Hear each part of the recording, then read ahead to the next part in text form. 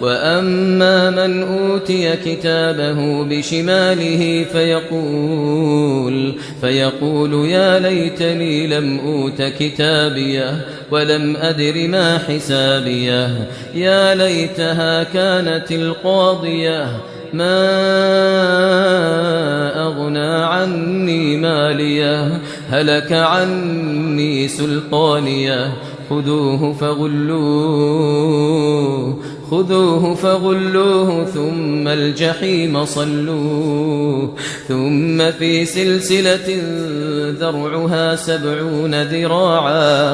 ذرعها 70 ذراعا فاسلكوه إنه كان لا يؤمن بالله العظيم ولا يحض على طعام المسكين فليس له اليوم هاهنا حميم